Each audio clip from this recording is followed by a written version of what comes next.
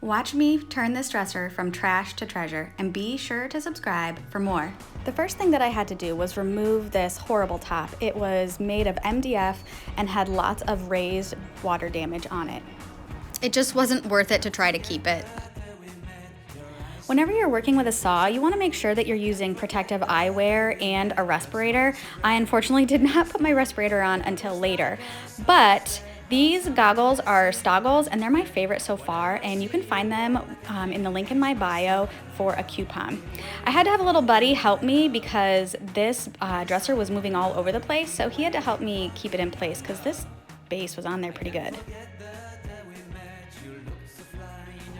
It was then time to prime. What I didn't show you here was fixing all of the dings and damages on the dresser. You can see little red marks, and that is where I added Bondo to not only fill the holes, the current holes, but also nicks and dings. I also had to rebuild some of the drawer sides because they were broken. So all in all, I did 3 coats of primer. Then it was time to head to my local hardware store to buy the wood needed for the base. I ended up buying a 2x3 for the base and then a 1.5 by 1.5 for the legs. And I only needed 1 of each of those to complete my base. Once I got home, I measured my legs to be 4 inches from the ground. Then I cut with my circular saw. After that, I rotated my saw so that I could cut off the tip to have an angled bottom. Then it was time to sand all of the pieces smooth before attaching them together. In order to attach them, you need to drill some angled holes, and so I used my Kreg jig.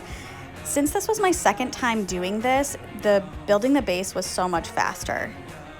The Kreg jig allows you to build those angled holes for your screws to go in. I'll show you in the next slide.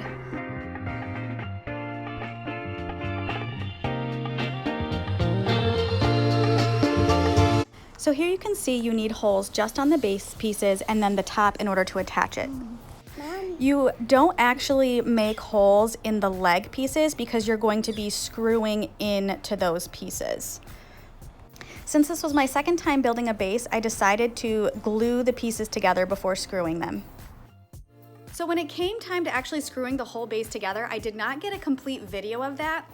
So I just want to show you here with my scrap pieces of wood what I did. So with the Kreg jig, like I said before, you only do the holes in the base pieces. So you do them on the end so that you can screw into your leg pieces. I also did Kreg jig holes on the top so that when it came time to screw the base to the actual dresser, then I could screw in and attach the base that way. When you have your Kreg jig, you get this long attachment, and this is really helpful when it comes to screwing in your pieces to your wood. So all I did was just screw in just like that. And then it screws your piece right in nice and tight, okay? So that's how I attached the base, and then when it was time to put the base into the actual dresser, I did the same thing with the screws that were up here. After screwing the pieces all together, there were a few gaps, so I decided to put some wood filler in, and this is a stainable wood filler, so it will take the stain once I get to that point.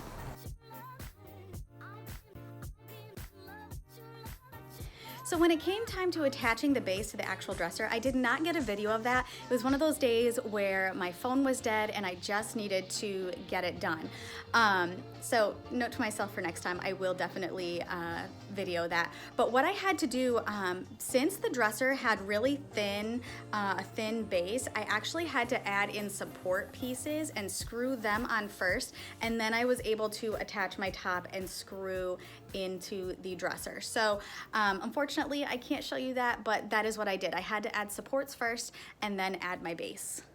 It was then time to try out my new Craftsman sprayer that I actually found at a garage sale. So I decided to use Melange Modern for this project, and it is great for cabinets and trim work. It's super durable. So after shaking it really well, I always strain my paint before spraying, and this gets out all the little chunks that might be in there. So after testing my sprayer to make sure that I liked the way the spray came out, then it was time to do my first coat. When you're spraying, you want to make sure you use nice even strokes about 6 to 12 inches away from your project. This will ensure a nice even application, and it'll really just help your paint to look like it was fully covered.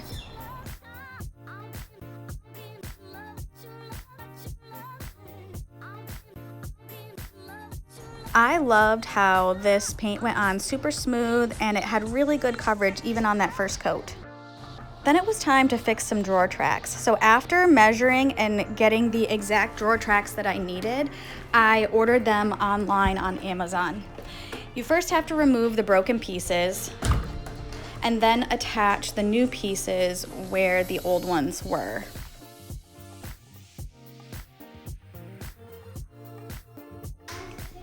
Sometimes it takes a little bit of extra effort to get those pieces in, and you really want them to be nice and snug.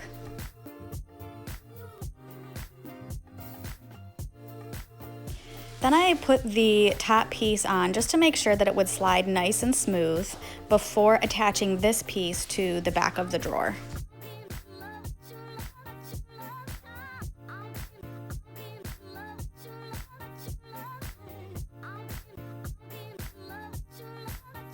Then it was time for the second coat, but before I did this, I sanded the whole piece down in 320 grit, just to make it nice and smooth. As you can see, the base is attached, and what I did was just tape off the entire base so that I didn't get any overspray, and I actually used the piece of cardboard just to make sure that nothing got underneath that tape. So I forgot to take a video of me actually mixing my paint with the Saltwash. So to get that textured look, you want to take Saltwash, and it comes with a little measuring tablespoon in here, and I put 2 tablespoons of the Saltwash to about half of a cup of paint, and I just mix it up really well. And once that is mixed well, then you're going to use your paintbrush to dab on, like you'll see in my video on the next slide. I did notice that sometimes I needed to add a little bit more Saltwash, and if it got too thick and chunky for me, I just added a little bit more paint. I was so nervous to start this project that I actually said a prayer before starting. So I used a brush at first to draw the peaks, but what I didn't show you was that I actually had a drip. So by moving the dresser to its back, it made it much easier to apply the paint. And I actually found it much easier to use a knife and scoop out the paint with the Saltwash on it and just use nice little swipes to make that effect with the peaks. So I did the peaks the entire way at the front of the dresser, and then I also did along the sides.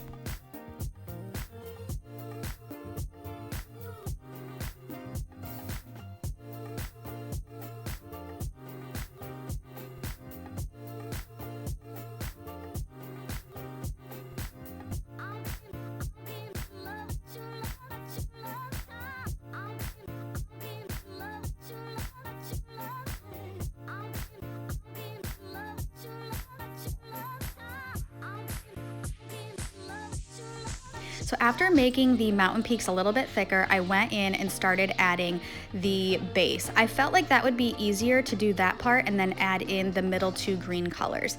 But I am just taking the paint with the Saltwash on it and just drawing and then dabbing to get that textured look.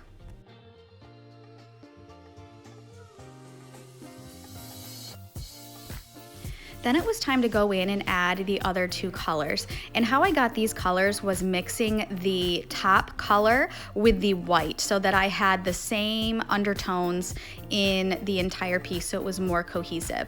So I just continued to go through and add the same texture with the same technique.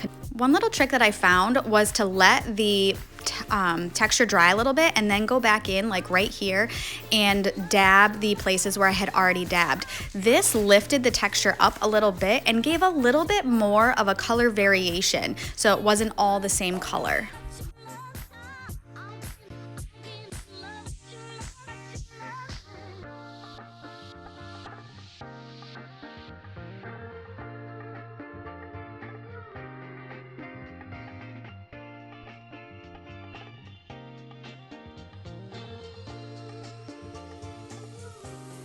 After all the paint went on, it was time to drill new hardware holes. So I love this hole jig because you can do even and level holes very simply without measuring. So I just put a little mark with the jig on where my hole is gonna go, then I take it off and finish drilling the rest of the holes. And I did this for all of the drawers, and it literally took me about 20 minutes to do all of the holes.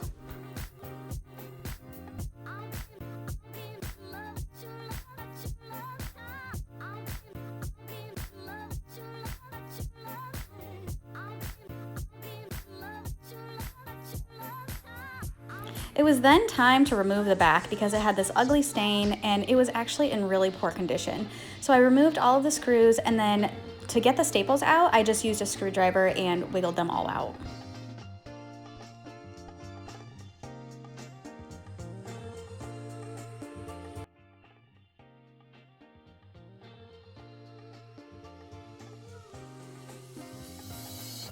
Once the back was completely off, it was time to measure and cut a piece of Luan that I have gotten from my local hardware store. Luan is just a really thin piece of wood, and it makes great backing for dressers.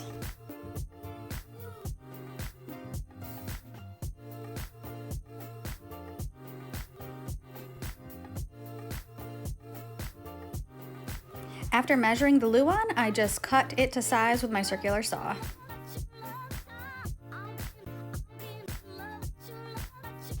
It was now time to put the backing on, and I had a couple little buddies help me hold up the Luan so that I could put it back on.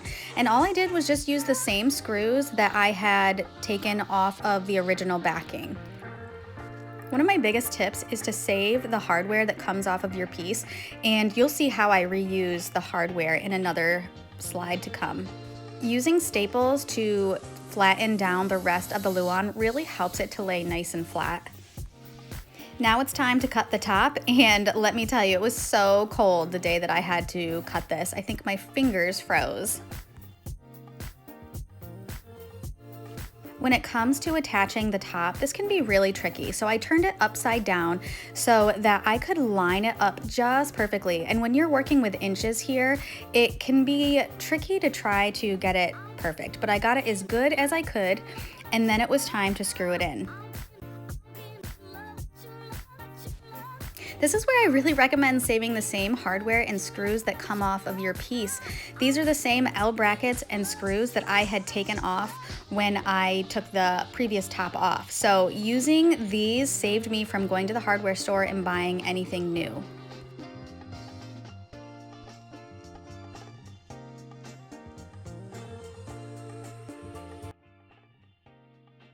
We're so close. All right, with the top attached now, it's time to flip it over and put some finishing touches on that top. I used my router to create a little lip on the top, and this just gives it a really finished look. Using a router is not hard. My advice is to just practice on a piece of wood before you do it on your piece. But it really just creates that finishing touch that's really professional looking. Then it was time to stain the base. So I used Minwax Aged Walnut, and I put 2 coats of the stain on. And I was able to get into where I had put wood filler, and I stained that as well. It really made it look seamless, and I really love this stain. It was a penetrating stain, so that means that it goes down into the wood versus sitting on top, which is what gel stains do.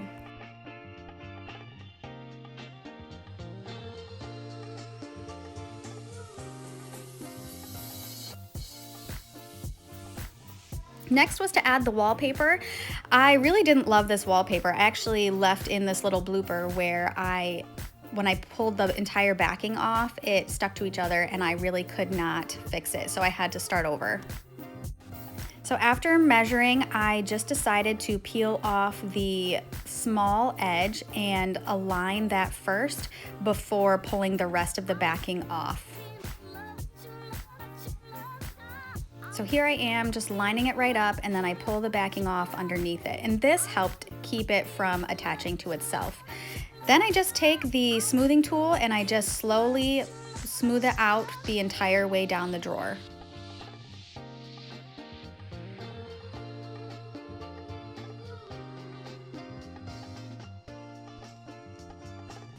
Once it's smooth, I take my X-Acto knife and I just trim the edges right along the line and then pull off the excess.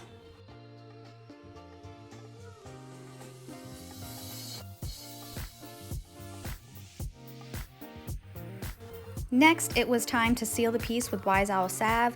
Since the drawers were real wood, I decided to put this on, and it just helps to protect the wood and seal it, and also helps it to smell amazing. Next, it was time to add the hardware. I found these at Hobby Lobby, and I actually matched the base to match the wood on the handles. It really gave it a nice little touch, and I love the crystals that were in the middle of the hardware.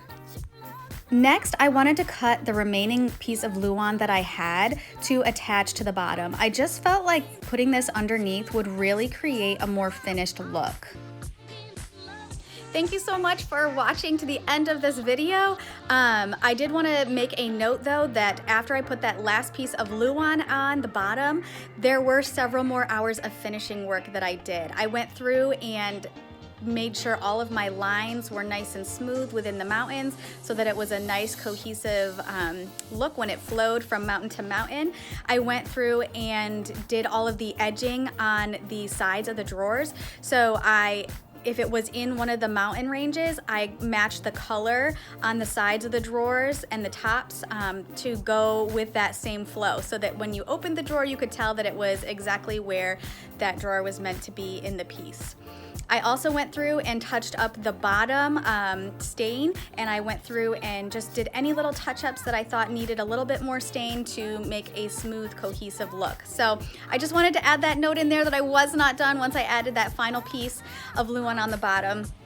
I hope you enjoyed this video, and let me know what you think in the comments. Keep watching because I've put in all of the staged photos of the final result. Here it is. Let me know what you think. I really am so happy with how it turned out. I was so nervous to start this project because I just wanted it to look really good in the end, but I'm so happy with how it turned out, and I hope you enjoy. I'm not sure if you can tell the routed edge here, but it just gave it such a more finished look with that little lip. Don't you love this hardware and the gold and blue crystals?